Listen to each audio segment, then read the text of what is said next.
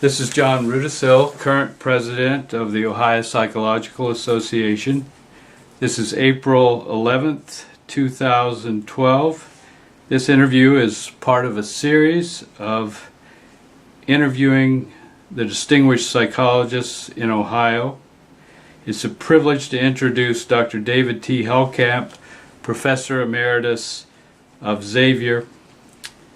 David was former chair, is a clinical and consulting psychologist, has been very active in professional associations, and has been a former president of the Ohio Consulting Association and a former president of the Ohio Psychological Association and a liaison to the American Psychological Association. David has also, in his illustrious career, been president of Division 13 of the American Psychological Association, the Society of Consulting Psychology. He's well published, particularly in educational and forensic consulting. He has been a co-principal investigator of a 20-year-old training grant from the State Department of Ohio Mental Health, in which he garnered $2 to $3 million in grant money and trained psychiatrists, psychologists, social workers, nurses, and legal experts in dealing with the severely mentally ill. He has worked intensively in sports psychology, working with the athletic teams of Xavier University. It is a great privilege to be able to interview Dr. Hellkamp and discuss his role in the history of Ohio psychology. David, what were your influences in terms of your own development in psychology? When I think of my influences, especially in terms of getting involved in professional organizations such as the Ohio Psychological Association, there's three names that come to mind that really had an impact. The first was Vitas Biliauskas, who was my mentor. He hired me as a young professor at Xavier and mentored me in professional organizations as well as a clinical psychologist. A second name was Ron Fox, Dr. Ron Fox from up at Wright State University. And the third is a psychologist from the Cleveland area, Gary Danelsky. Gary would probably be a little surprised at that, but Gary has always played a major part in the association and had an impact in my life for a number of reasons. So those were the influences. Tell us about the time, David, in which you were OPA president. I know a lot of history occurred at that time. As I reflected on what to say about that period of time, since it's many years since then, it really was an interesting time. My own experience, and I think the experience of most psychologists prior to the time of my presidency, was that we experienced what might be called the golden era for clinical psychology. It was a fee-for-service time. You were paid for the services you provided. And then at the time, about the time that I became president-elect and past president, we entered a period of significant transition. The first landmark event, and probably the most major event in any professional experience I had, was when all clinical psychologists in the state of Ohio and in other states as well received a letter, as I recall it was sometime prior to Christmas, informing us that the United Auto Workers and the auto manufacturers were no longer going to pay for psychological services, and it was going to be eliminated overnight, as in some cases on January 1st. So I came into office with that transition going on. And what it really was, as many will remember, is a time of transitioning from a fee-for-service model for services to a managed care, or what I frequently refer to as a managed profit kind of payment system. And it had major impact on the profession, as we all know, in that all of a sudden others were telling us how we had to practice. They told us what we were going to be paid, which was significantly less. And unfortunately, for a number of practicing psychologists at that time who had large United Auto Worker clientele, it eliminated their practice almost overnight.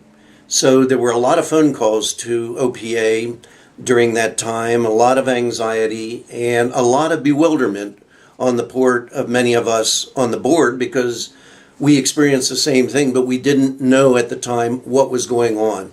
So to make a long story short, we set up fact-finding strategies. Henry Seaman, who was the executive director of OPA, we asked him to set up a meeting for several of us to go up to Detroit and to just collect information on how they would explain what's going on. Because essentially, psychologists and other professionals outside of medicine were pretty much eliminated. We didn't want to argue with them or anything, we just wanted fact-finding. So we went up and spent several days there. It was Henry, myself, Renee Norton, Gary Danelski, I believe, went, Dick Gennardi, and I believe John Corrigan. And we spent time in the meetings, and we had folks from that directed the healthcare services for the United Auto Workers. We had union representatives, and we had others there, all in the same room, and we listened carefully. We asked them, we understand this happened, what happened? They told us in no uncertain terms and almost with the same language, which meant that the language the union was using as well as the language management was using was almost identical. And in fact, in several instances was identical. It told me, being the son of a union president of the UAW for years, that there was a coalition developed, an alliance between union and management. And we came away with bad feelings, recognizing this was for real. When we got back, it was a question of what do we do? What might we do to try and counter this? And there were three main things that we decided to do. One was to contact APA to see what they knew about it. And we had a new practice directorate, and they knew nothing. We were educating them. A second was to get our attorney with the Ohio Psychological Association active to see what legislative and or court legal issues we might pursue. And the third was to educate our membership. And so it led to a lot of different action items as we continued to collect data and develop strategies. But that wasn't the only transition occurring during that time. It was certainly a major one in terms of the practice of psychology. Another transition was with the women in psychology. Around that time, women Ohio psychologists started the Ohio Women Psychology Association. Seth Zimmerman was the first president, and here at Xavier, Chris Dacey was the second president. And they became members of the board of trustees and made contributions in terms of the role of women in psychology. Up to that time, psychology, and especially clinical psychology, was pretty male-dominated. It wasn't unusual in our graduate program, 75% to 80% of the graduate students would be male. Today, that's flip-flopped. And in part, it's a function of women becoming organized and being attracted to the field and pursuing it.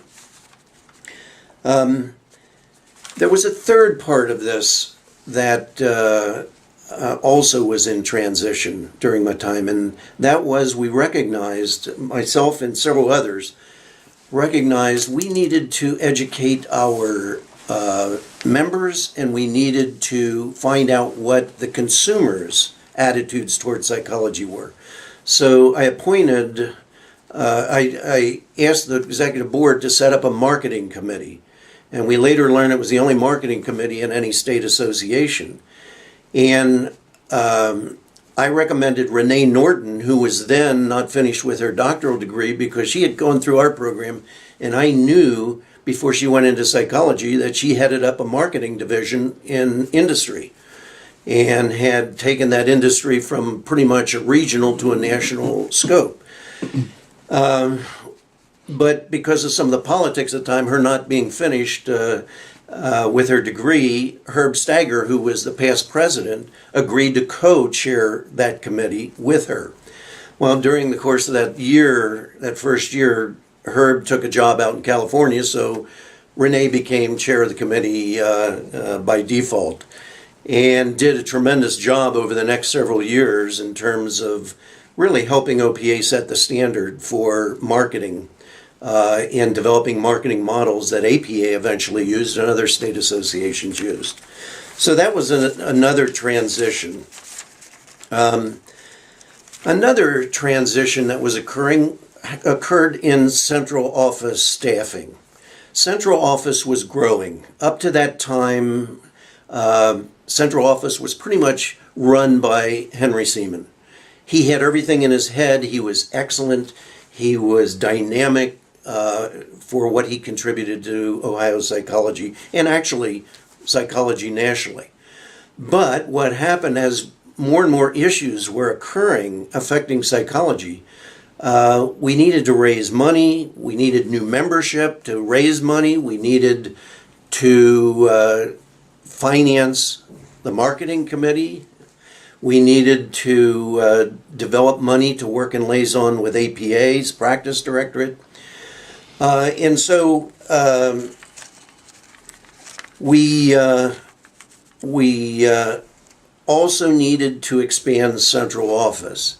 Now, in retrospect, we didn't think of it at the time, but what happened is we brought in more professional staff with professional skills, whereas prior to that time it was Henry and kind of secretaries and so forth.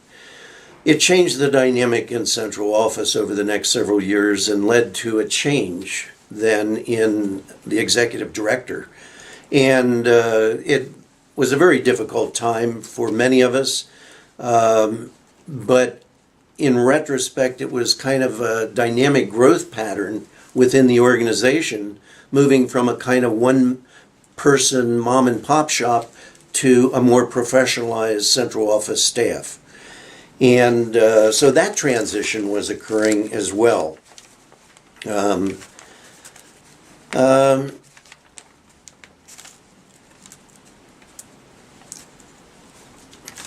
A final transition that became kind of an outgrowth of the managed care change was, since it was cutting into the practice of traditional roles of the clinical psychologist, namely doing diagnostic and therapy, we started an effort, although it wasn't very successful at the time, of trying to expand roles in the education of clinical psychologists in Ohio, as well as in the practicing psychologists, moving from what now we would describe as a clinical, in the narrow sense of the term, type of role to more consulting types of roles. And trying to argue there was an increasing market there, whereas the decreasing market was occurring in more traditional clinical services. And all I'll say about that is we started the process, but it really didn't catch on until a number of years later. And finally, there was another transition that occurred, and that had to do with membership. We had no role for graduate students at that time in the association, and of course, being academic, I was always looking for that. And so during my president, I appointed Mike Nelson from Xavier. He agreed to head up a graduate student segment to OPA, and we eventually developed a graduate student membership. And then he set up the poster sessions at OPA's conventions, and I believe they're still going strongly. And I always look back, even though it's kind of a minor section, it was something that always had a lot of meaning to me, probably, again, because of the academic connections. But I felt you wanted to bring them in when they're students to try and maximize the opportunities for them to get involved later in professional organizations, in the politics of the organization. So that's pretty much kind of an overview of what I saw occurring. Sounds like you accomplished a great deal during your time as president of OPA, David. I understand that Henry Saman was the first executive director of any psychological association That's in true. the country. Yes. And was this about the time that he stepped down? Well, that was several years later, but it was the start, because we started hiring people and then things started happening in terms of management styles and so forth. And it was several years later when he actually stepped down. Was that difficult for the association? It was very difficult, because here we had an icon in terms of the contributions that he made to psychology, both in Ohio as well as nationally. And it created divisiveness. It was going through a divorce, essentially, a professional divorce. And so I always told people it was the most painful time of my professional career. And I know Ron Fox also felt the same way, as did many others, whether they agreed with what should happen or took a different position. Mm-hmm. Ohio has produced many national leaders, including yourself. Why do you think Ohio psychology has been so active on the national stage? Well, I think we just, I don't know the specific answer to that, but we've certainly been blessed with a lot of psychologists that I would describe as, they're kind of entrepreneurial in nature. Jack Wiggins was another name that would come immediately to mind. And there's many others. I'm leaving out many names, but we've been blessed with a number of psychologists who were innovative, entrepreneurial, and had vision, in the sense that they saw what was happening and they were action-oriented, wanting to try and do something about it. And so you had the Jack Wiggins, the Ron Foxes, the Vitas Bieliauskas, and many others who really spent a lot of time and energy trying to help psychology through these transitions, and to take something that initially was very anxiety-provoking and difficult and turning it into an opportunity and a challenge. And I think that's occurred, although still, with the younger generation of psychologists, they don't know what the golden age was like entirely. And I'm not sure we'll ever get back to that. As chair of the department at Xavier, you've been very active in training psychologists. Talk about how training has changed over the years. What are your observations? Well, when you pose it that way, I immediately think I was involved in a transition there within the department. When I took over department chairmanship because we did not have a doctoral program. And I and several others really believed that Xavier was ripe for a doctoral program. So I wrote a proposal, and it was denied. We went through a lot of internal politics, and quite frankly, I got burned out and turned it over to Mike Nelson, who was just as energetic and fresh, and he carried it through. The training has really changed from traditional PhD, PsyD clinical training to where it is today in many places, certainly Xavier. And it gets to that notion of expanded roles for the clinical psychologist. Consulting has many opportunities for practice for the clinical psychologist as well as the industrial organizational psychologist. And I think it's important to make that distinction, because clinical psychology working in a consulting role is different or can be different from what the IO psychologist does. The IO psychologist will frequently be involved with business corporations.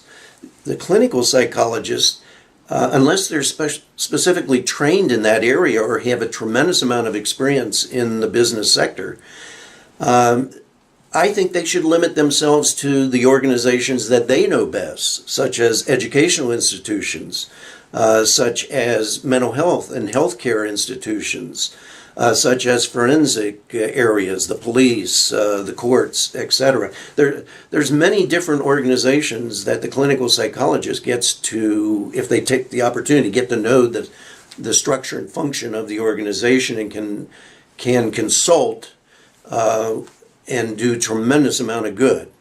And of course, clinical psychology has always done consulting, but it was more in a traditional clinical role, doing diagnostic and therapy. And that's not what I would mean by consulting. It would be working with organizations rather than working with individuals. And that's one of the major areas, as well as we train a lot of psychologists nationally in clinical. And that may need to be looked at a little bit, as I know it has been by APA and so forth at different periods of time since my presidency, my involvement. You've been very active in the development of consulting, both nationally with Division 13 and in the state. Talk about the development of consulting psychology, the Association of Consulting Psychologists, and your time with that organization and your efforts to develop consulting psychology. Well, I would go back to my own personal experience, because when I went through my training in clinical, no one talked about consulting roles in that sense of consulting, working with organizations. And it was fortuitous that when I was hired here at Xavier, which I thought I'd stay for 2 to 3 years and then move on, and of course 45 years later I became a life member. But in those early years, by chance, 1967 in this country, Cincinnati included, we went through a lot of race riots in neighborhoods. And in Cincinnati, what happened is the police came to the psychology department of the University of Cincinnati first, asking them if they were interested in working with the police. They, for whatever reasons, turned it down, came to us, and Vitas got very involved with that and asked, anybody in the department interested? And I said, well, that sounds interesting, not having any idea what I was getting into. But that went on for about 7 years in a very intensive way, and that was really my first experience with consulting. And then it expanded to working with religious groups and working in educational groups and working forensically with athletic teams and so forth. And then it naturally led to becoming a member of the Ohio Consulting Psychological Association, which existed at that time. And almost by default, I guess I get passionate about things. I was asked to be president. It wasn't an election. It was just asked to be president.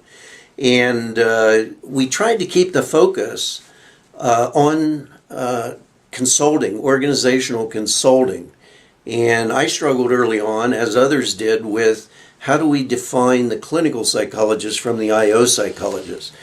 And back during those times, the IO psychologist, or the clinical psychologist, was very defensive against the IO psychologist because they weren't licensed or anything. And we thought licensing meant everything. And that's changed 180 degrees now since that point. But and then from there, getting involved, again through Vitas, who was on the board of Division 13, joining Division 13 and getting very involved in believing their mission and objectives for the roles of expanding clinical psychology, and put a push for many, many years on including the clinical psychologist in a more defined way. As a consulting psychologist. IO was very much there. School psychologist was very much there. Consulting psychology was not consulting, but counseling psychology was there. But clinical psychology, I ran, give you an example where I conducted with some graduate students a national survey of consulting training in graduate programs in the United States, APA approved graduate programs for clinical counseling, school, and IO. And what we discovered is clinical received virtually no training. The other specialties did. So that became an impetus then as we set up our program here and also in many workshops and symposia to try and with the Division 13 to push for a role for clinical psychology in a more systematic way. My understanding is that your consulting career has taken you internationally in the last few years. Tell us a little bit about that. Well, again, things happen fortuitously, or through serendipity. The mind that's prepared can see opportunity. And it was quite accidental here at Xavier, one of the vice presidents, who happened to be a good friend with a Jesuit who was the leader of the Baltic states, the Jesuit order and the Jesuit schools in the Baltic states.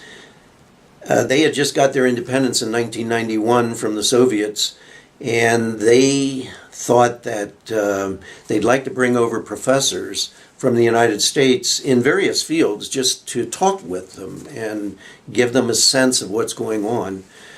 And so they asked me to talk about drugs, drug problems, and how it's handled in the United States. And they told me ahead of time, the only thing they told me ahead of time was their students were well aware of the drug problem. Their parents denied it, and the teachers knew about it, but no one knew what to do about it. So I essentially went over for a couple weeks and spoke with different parent groups, student groups, faculty groups. And then we all came back, and now other professors went over, and they went to hospitals. They were in hospital administration, many other areas. And we all came back and processed our experience, and I just made an observation. And never gave much thought to it initially, and I just said, what struck me most about the whole experience is they don't know how to plan. They don't know how to plan strategically. And never thought more of it. And all of a sudden I get a call from Father Klein here, who was the Jesuit I was talking about. He said, man, we gave him the feedback, and they would love for you to consider coming over and training them in how to do strategic planning in their schools that they had just gotten back from the Soviets. And I said, well, I'd be happy to do that. With the anxiety of the cultural differences, the language barriers and everything else. But it turned out to be a beautiful experience. I was able to get them to allow me to take some graduate students who had an interest in consulting over. It became just a wonderful experience for all of us, and hopefully for some of the Lithuanians as well. But it led to going to Lithuania about 6 or 7 different times over a period of about 5 years, and led to the development of a strategic plan for the schools. You have alluded to your role in the development of the professional psychology program here at Xavier. It's certainly one of the seminal events in Ohio psychology history, the development of that program. Talk a little more from an insider perspective what it was like to develop that program. Well, what comes to mind is the barriers that we ran into inside the university because Xavier did not have any doctoral programs. So this would be the first doctoral program. And so we ran into barriers internally, such as with many senior faculty in other departments who just did not feel a doctoral program was in the mission of the university. Things like that. Then external to the university, this was at a time when the Ohio doctoral programs of all types, not just psychology, were being reviewed because there were major budget issues in the state programs. And when it came to psychology, they felt there was tremendous duplication, and they were talking about possibly eliminating some doctoral programs. And here comes Xavier saying we want to start one. So it wasn't received initially very optimistically. Let's put it that way. I do have to say, though, in working with some of the faculty at UC on these Ohio Department of Mental Health grants, one of them in particular became very supportive and worked with the UC faculty who were totally against it initially. Ron Fox became very instrumental in helping me and others in the department deal with some of the external barriers that we were going to experience because they had gone through it at Wright State. And that proved very beneficial. And then Henry Seaman with the OPA, and then we made contact with the educational directorate at APA, and they were very helpful. So we had consultants come in and all kinds of things, and finally the Ohio board wouldn't allow us to start a PhD program, even though we had the program set up for PhD. They said it must be a PsyD program because that would fit more the mission of Xavier, because we were not a research institution. And the irony in all that is when I wrote my first proposal for a doctoral program internally for Xavier, I proposed a PsyD program because I felt it fit the mission. And a PhD program would create too many problems because we were not a research institution. I had problems with the faculty at that time. Many of the faculty wanted a PhD program. So then in the course of the transition to Mike Nelson, he was one that really wanted a PhD program because Mike is a wonderful researcher. And as is Kathy Hart, who you met briefly, and many others. So they carried it on, and we all developed this major proposal. They had to go to North Central and to the Board of Regents and others. And we pushed for a PhD program. Well, with the events going on with the Board of Regents and the review of doctoral programs in psychology, they came back and said, we would support a PsyD program, but not a PhD program. And it worked out nicely because at Wright State, that was a state institution and the only state program with a PsyD program. So now Xavier, being a private institution, it seemed like that would be a nice complementary match. And of course, that's what happened. And since then, there's been numerous others that have started PhD and PsyD programs, but not university-based. What do you see as the ongoing role of professional psychology in the landscape of academic psychology in the United States? Well, there's always been a resistance talked about and sometimes experienced from PhD psychologists in academia about hiring PsyD faculty. And of course, a lot of that has to do with research training and the emphasis on research and so on, which is very important in academia, even in many PsyD programs, such as Xavier. You have to publish in order to become tenured and so on.